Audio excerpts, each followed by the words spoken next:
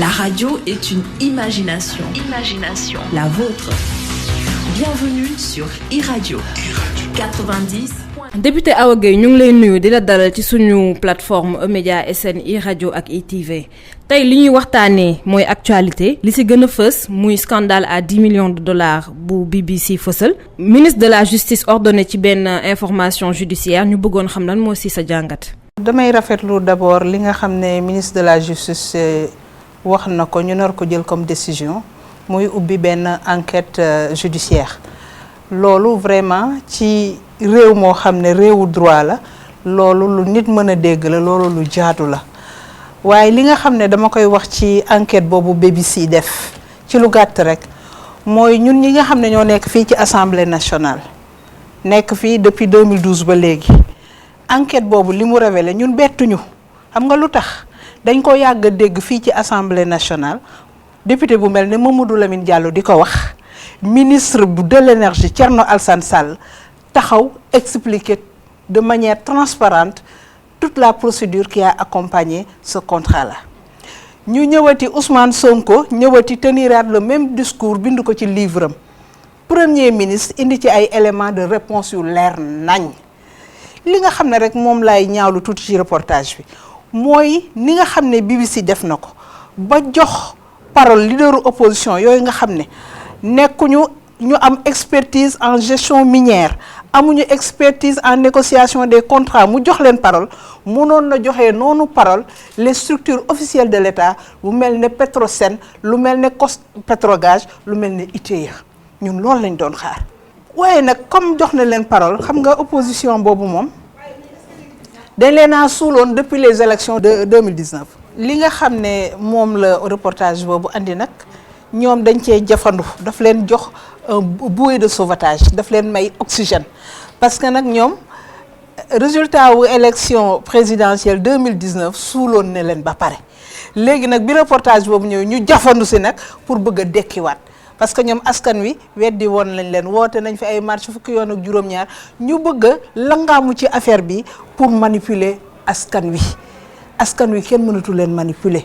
affaire bi c'est une gestion transparente lu leer naññ la li ma ciy déplorer encore une fois mooy reportage bi dafa wax ne suñu gisee pauvreté bi bari Sénégal c'est parce que retombée pétrole et gaz bi dañ koo détourné loolu vraiment rafetul parce que nag dañu nekk en phase boo xam ne exploration nekkaguñu en phase d'exploitation bay am ay retombées du pétrole et du gaz donc foofu tamit maa ngi nekk di ko ñaawlu. Aliou Sall mi nga xam ne moom mooy principal concerné ci affaire bi wax na ne moom il est prêt à répondre ci benn commission parlementaire lu tax boobu ba tey assemblée ubbiwul commission parlementaire boobu. am nañu légitimité ubbi enquête parlementaire waaye li gën a gaaw kañ moom le président de la république wax président de la république nee na dina ubbi une information judiciaire boobu kañ moo gën a gaaw li muy ñëwee di wuyu assemblée nationale bu ko justice woowee ne dama wuyu ji justice leeral affaire bi bu ko defee ñëpp nekk au même niveau d'information parce que ñun assemblée ñun am nañu ay éléments de réponse yu leer parce que premier ministre wax na Thierno Alassane Sall ci boppam nekk ministre de l'énergie à l'époque taxaw na fii ci assemblée nationale expliquer de manière très claire ne tout a été transparent lépp dafa leer nañ mënuñ ko comprendre nag moom tey parce que nag Thierno mënul taxaw fii assemblée nationale ne lépp leer na tey mu ëlbatu ko am beneen casquette di wut leneen lu muy wax loolu tam du jikko gor moom lu mu wax tey buñ la woowee déwén nag ginnaawaati déwén nag heure buñ la woowee rek sa wax du toxu waaye koo xam ne bu waxee lii tey bu subaa mu défendre le contraire man nit kooku vraiment dinaa mandu ci ay affaire am. ñu bëri ñu ngi wax ni li daloon Macky Sall en 2012 bi mu woowee Karim Wade assemblée moom la leen di ragal mu dal leen est-ce que tey jii député yi dañoo ragal woo frère président de la République assemblée. non ñun ragaluñu loolu ragaluñu woo Aliou Sall parce que Aliou Sall bu nekkee président de la République tam ñun bët bi ñu koy xoolee mooy citoyen sénégalais Aliou Sall c'est un citoyen sénégalais assemblée nationale bu ñu jëlee décision oo ko amuñu ci lenn lu ñu ragal dinañ ko woo waaye nag comme justice daf ci dugg assemblée te ñaari pouvoir yu différent la judiciaire ak législatif comme nag judiciaire ñoom dugg nañ ci ba pare nañu bàyyi judiciaire ñu def seen liggéey rapport boobu ngay wax ci IGE depuis 2012 aussi rapport boobu dégg nañ ministre de la justice li mu wax parce que rapport IGE yi président de la république lañ ko dessiné kon su ko président de la république jotul ba ñu koy dégg dans la presse ministre de la justice liggéeyam mooy nañu ubbi benn information judiciaire ñu xool loolu nu mu demee. ci beneen fànn aussi assemblée nationale ubbi na benn enquête parlementaire bu concerné affaire u 94 milliards buy impliqué Ousmane Sonko est-ce que mun nañ xam enquête boobu fu mu toll. non la dinaa la rectifier parce que boo nee 94 milliards yi dafa concerné Ousmane Sonko demeewul noonu Ousmane Sonko mooy accusateur. moom moo taxaw accusé ne le directeur des domaines Mamour Diallo dafa détourner 94 milliards. kon affaire bi ça ne concerne pas l'opposition c'est destiné à quelqu'un qui est du pouvoir donc loolu bi mu amee aussi Assemblée nationale def nañu seen commission d'enquête parlementaire. commission d'enquête parlementaire boobu képp koo xam ne war nañ la ci woo war la déglu ñu ngi nekk en cours de procédure ñu ngi leen di woo di leen déglu léegi nag dinañ xaar ba xam fii wànnent di mujjee ay bëtam Ousmane Sonko mi nga xam ne moo yëkkati woon wax ji nag moom ba tey wuy seegul mais moom moo war a njëkk a wuy ji ndax moom moo war a coow li moo njëkk a yëkkati wax ji comme nag moom moo war a yëkkati wax ji moom moo war a njëkk a ñëw leeral commission bi wax lii moo taxoon ma wax lii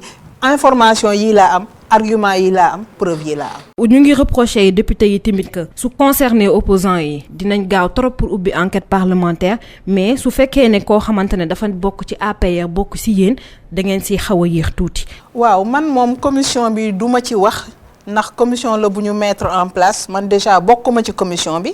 ñoom ñu ngi liggéey seen liggéey kon mënuma wax à leur place dama leen di bàyyi rek ñu liggéey de manière autonome heure bu ñu paree nag ñoom xam naa dinañu livrer seen ay résultats Ousmane Sonko woo nañ ko wuyu si na loolu man mënuma ci prononcer wu parce que bokkuma ci commission boobu li may def daal mooy xaar les résultats de la commission d'enquête bu ñu paree ba andi seen résultat nag ne lii la ñu gis lii mooy dëgg lii moo dul dëgg bu boobaa ñu apprécier au même temps que le peuple sénégalais. Député Awa Gueye, parlons de toute autre chose muy beneen wàllu actualité concerné violence yi li ci mujj am mooy siif bi amoon fii ka Tambacounda concerné Binta Camara ba ñu mujj ci faat bakkanam ñu bëgg a xam yéen lan mooy seen taxawaay en tant que parlementaire ci peine de mort. waaw violence yi jëmee ci jigéen yi ak xale yu jigéen yi vraiment ñun dañ koy ñaawlu parce que nag yaakaar naa ni jigéen aussi dafa war a am ay droit te droit yooyu Sénégal mu ngi ciy dox ay jéego te droit à la vie waxum du nekkul góor rek mais góor ak jigéen ak képp ko am bakkan da nga am droit à la vie droit à la vie boobu nag dañ ko war a respecter à chaque fois li nga xam ne nag violence yi temps yi dafa gën a bari jëme ci xale yu jigéen yi jëme ci jigéen yi bu teyee ñu ne rey nañ kenn Thiès bu subaa ñu ne violé nañ kenn Tamba rey nañ ko donc loolu vraiment ñun en tant que jigéen en tant que mère mais aussi en tant que parlementaire ñu ngi koy ñaawlu bu baax a baax a baax li nga xam ne nag moom lañ ci yëkkati comme ay éléments yoo xam ne war nañ ko mun a jug pour parer lu mel noonu tudd nañ ci ay affaire u peine de mort waaye man de damay wax ne man jigéen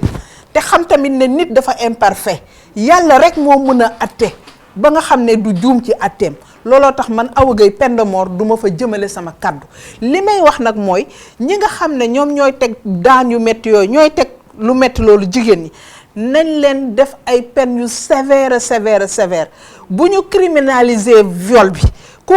violeti ñu yóbbu la assise tëj la à perpétuité wala ñu tëj la 25 ans 30 ans bu ëllëgee dootoo ko defati donc ñun daal li ñuy liggéey fii au niveau de l'Assemblée nationale avec le collectif des femmes parlementaires mooy que ne nañu dem vers la criminalisation du viol te car macha allah ba ñu ko yëkkatee place de l'Obélisque ànd ak les associations de femmes ak ñëpp ñoo xam ne soobu woon nañ ci xeex boobu président de la république daf ñu dégg ndax président de la république dafa wax ne on va dire sur les peines dellu si ne on va proposer un projet de loi criminalisant le viol loolu ñu koy xaar bu baax a baax parce que ñun tam dañu jàpp ne voté nañ fi loi boo xam ne vol de bétail dañ koo criminaliser maanaam boo sàccee ay jur ñu yóbbu la assise àtte la teg la ay daan yu metti te yaakaar naa ne vol de bétail gënto garaaw viol parce que nit boo sàccee ay juram yàlla mën na kaa andil xéewal mu wutiwaat yeneen jur amaat géttam alors que jigéen boo ko violé yóbbu nga fiertéem yóbbu nga honneuram yóbbu nga dignitéem da nga ciy teg sax des fois rey ko donc loolu moo tax ñun jigéen ñi fii au niveau de l'Assemblée nationale ñun ñëpp nag confondu amul majorité amul non inscrit amul opposition ñun ñëpp ànd doon benn bopp di xaar nag de pied ferme le projet de loi bi nga xam ne président de la République mu ngi koy waaj a yónnee parce que nag ñun dañu waxtaanoon suñ buur sax bu ko porter comme proposition de loi mais bi ñu ko defee le lendemain ñu dégg président de la République ne dina envoyer projet de loi bi ñu ne kon nag jàmm ñëw na ñu ngi xaar nag projet boobu bu projet bi ñëwee incha allahu rabbi dinañ ko porter défendre ko seet aussi naka la ñuy accompagner projet boobu ba mu jaar ci nu mu gën a rafetee ba nga xam ne violence yooyu ñuy teg xale yu ndaw yi di ko teg jigéen ñi di ko teg jeune fille yi dañ fi une bonne fois pour toutes. beneen actualité boo xam ne tamit concerné na jigéen ñi mooy IVG interruption volontaire de grossesse ji ñuy xaar boobu ba tey loi bi ñu bëggoon xam lan moo si sa gis-gis yow en tant que femme parlementaire ak assemblée nationale fan la si toll. statistiques yi wane na ne jigéen ñu bari ñu jàpp tëj leen prison ñu ci bari dañuy am doom sànni ko wala ñu rey ko wala sax ñu def avortement clandestin donc loolu nekk phénomène bu metti ci jigéen ñi ba taxoon na kuréelu jigéen yi waxtaan ne dañoo war a dem vers l'avortement médicalisé loolu ba tey xalaat la waaye nag avortement médicalisé fii ci Sénégal pour ñu def ko porter ko il faut ñu waxtaan ci ak acteurs yépp parce que nag dafa nekk loi boo xam ne c'est vrai am na solo pour défendre jigéen ñi mais nekk na loi boo xam ne il faut ñu am ci consensus national il faut ñu waxtaan ak jigéen ñi mais doyul il faut ñu waxtaan ak kilifa diine yi waxtaan ak imam yi waxtaan ak ñëpp ba am un consensus national ñu doog a dem nag vers l'avortement médicalisé ni ñu ko defee woon ci loi sur la parité rek procédure boobu la ñu war a def avec l'avortement médicalisé ba suñu ko defee kenn duñu jam baaraam wala kenn du ne lii ngeen def kat dëppoowul ak diine wala jàll na yeneen charte yoo xam ne du charte yoo xam ne Sénégal mën nañ ko nangu. rapport bu mujj bu Human Rights Watch dafay épingler Sénégal ci maltraitance des enfants amoon na lu fi jot a xew président de la République joxe woon kàddu ne dina génnee xale yi ci mbedd bi boobu ba tey amul avancé. waaw projet boobu lancé woon nañu ko ñu rafetlu woon ko bu baax sax waaye nag Sénégal aussi ni mu tëddee dafa xaw metti parce que bu ñu waxee retrait des enfants de la rue am na ay xale yoo xam ne ñu ngi ci mbedd mi waaye dëkkuñu ci mbedd mi maanaam am na ay taalibe yoo xam ne dañuy xëy dem yelwaani pare dellu seen daara dem jàngi alxuraan bu ngoonee ñu génnaat yelwaan delluwaat tëri ci seen ay daara ñooñu mënuñu leen boole comme les enfants qui sont dans la rue comme ni ñu koy waxee les enfants de la rue ñooñu bokkuñu ci mais bu ñuy wax retrait des enfants de la rue dañuy wax xale yi nga xam ne dañu nekk ci mbedd yi di taxawaalu